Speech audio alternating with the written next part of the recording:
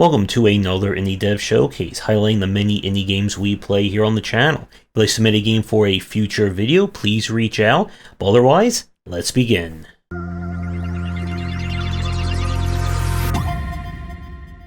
We are starting things off with the God Unit.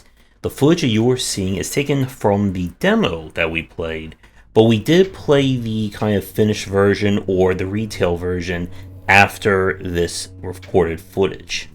This is a first-person puzzle game which, as you can tell by the footage, should draw very similar parallels to Portal.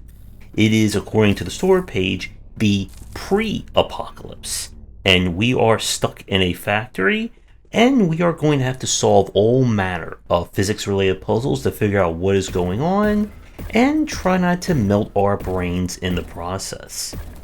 Instead of using portals and teleporting or using a pseudocode in some of the other ones that we've played, here it is all about manipulating mass. Your glove will allow you to change the mass of anything that is cube related in the area, allow you to make something heavier, lighter, and of course this will affect how it will move in the environment. And you'll be using this to get various puzzles solved, and again, explore more and more the place around you. Now, from what we played of this one on stream, we didn't get to the brain melty stuff that is described on the store page. But I do like what we're seeing here. Again, I've played so many of these kinds of Portal-likes, real-time puzzle style games, however you want to describe them, and I'm always up for a new one. And I would say that if you're looking for a first-person brain melty experience and you like to manipulate objects with your handy glove over there, then definitely give the God Unit a try. Now for something with a little less thinking and more shooting, we have Redshot. This is described as the bullet time Metroidvania. When you've been called to a planet to save the kind of government or royal figures from a coup, it is up to you as a one man, one gun, one sword wielding hero to explore, gain more upgrades and power, and try and save the day. The visual design in this one is very striking with its kind of pixel art that you can see here.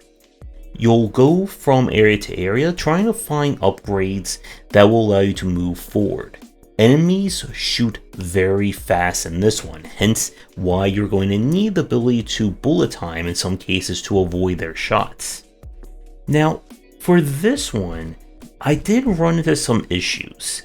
The big one was it was very easy to kind of lose track of where you should be going.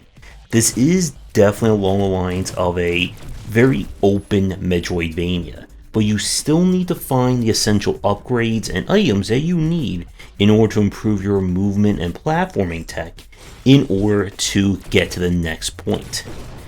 Now, as you can see with the footage, once enemies start moving, jumping, and shooting, it can become very chaotic, and why you're going to need to rely on it. I would say that this one is on the moderate to moderately difficult side, especially if you play on the higher difficulties. One update that was added to this game after we checked this one out on stream is that there is now a multiplayer mode. And I think this game definitely has legs in that respect, with having more guns and more pew-pewing going along for the ride. So if you're looking for a very action-heavy Metroidvania with a lot of gunplay, then Redshot is worth giving a shot. We seem to be ping-ponging between action and thinking games in this week's showcase, and Hex of the Lich is definitely on the thinking side. This is a turn-based roguelike, where, as the name implies, we're going to be making use of a lot of hexes. How this one works is that you'll choose a different starting character. This will affect what spells you have access to. Every spell in the game can have different hexes attached to it. Said hexes will change the property of that skill in different ways. You could increase its range. You could add a different property to it. You can do all manner of things provided that there's enough space on the skill to attach a new hex to. As you'll move forward, enemy fights become more challenging, you'll gain access to more spells, more hexes, and you'll have to try and do your best to survive long enough to defeat all the enemies that stand before you.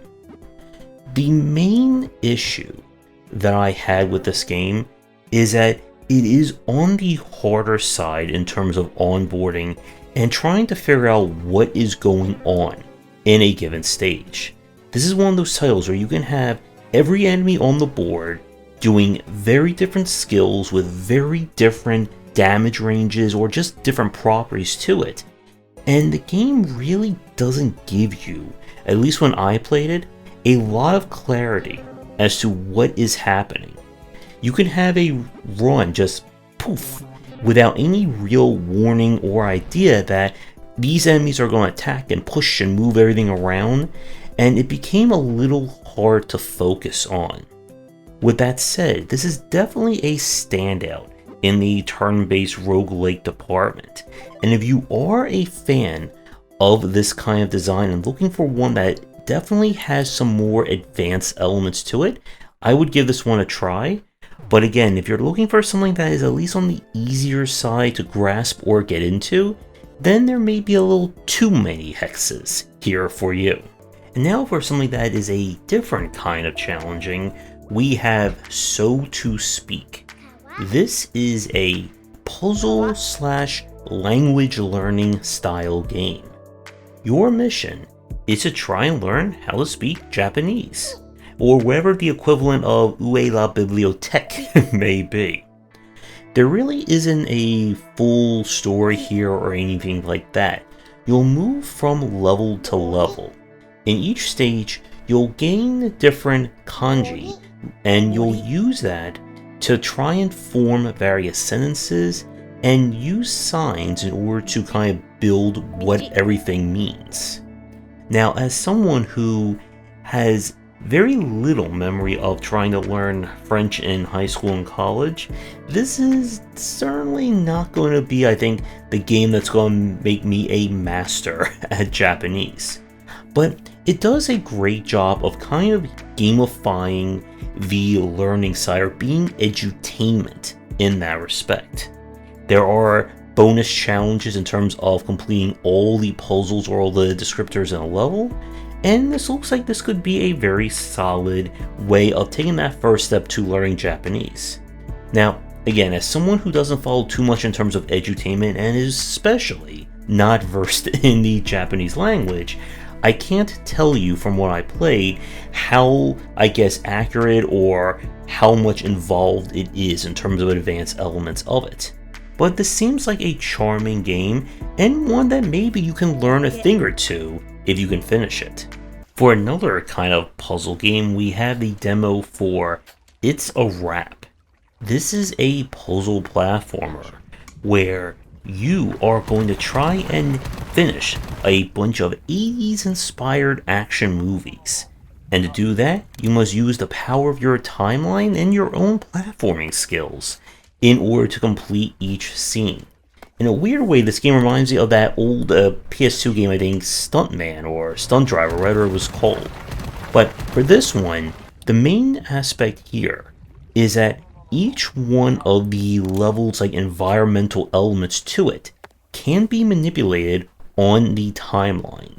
You'll dictate when something will happen and for how long in some cases. And your job is to set things up to allow you to move your character from beginning to end and complete the objectives for that scene. As you move things forward, you'll need to adjust where your character is in that respect. Get to the end, and of course you will get access to the next area. I like the concept of this one. Some of the platforming can be a little finicky from what we played of it, because this is both a puzzle and a platformer. There are some cases where it can feel like you're doing the jumping right and the puzzle logic is flawed, or you have the puzzle logic down, but you're not making the jumps right. And that may need to be balanced at some point, or at least allow players some bigger hints or a little bit more of variance for how tight some of the areas are.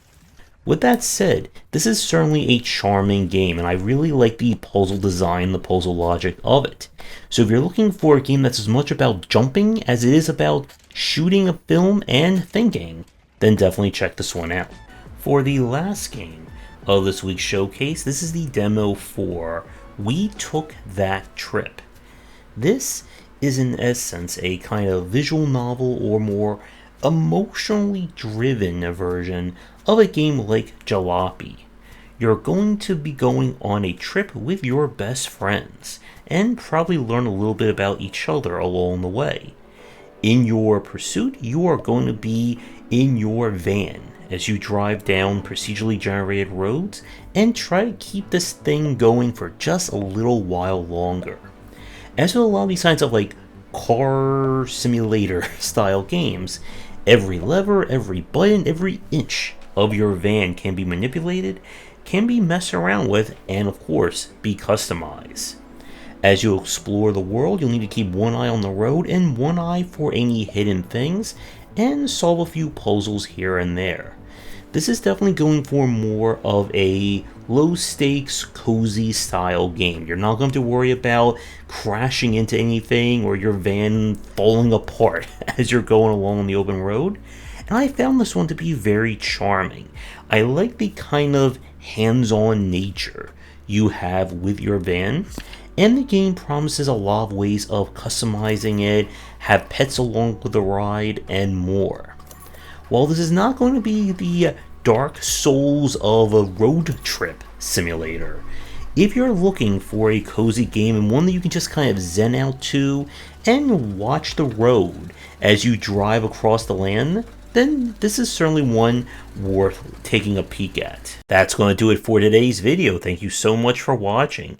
Be sure to do the YouTubing stuff people tell you to do. If you're interested in more of my thoughts on design, check out my books wherever they are sold. Visit our Discord and Patreon, and come back for discussions on game design here, and on game wisdom, where some of the art and science of games.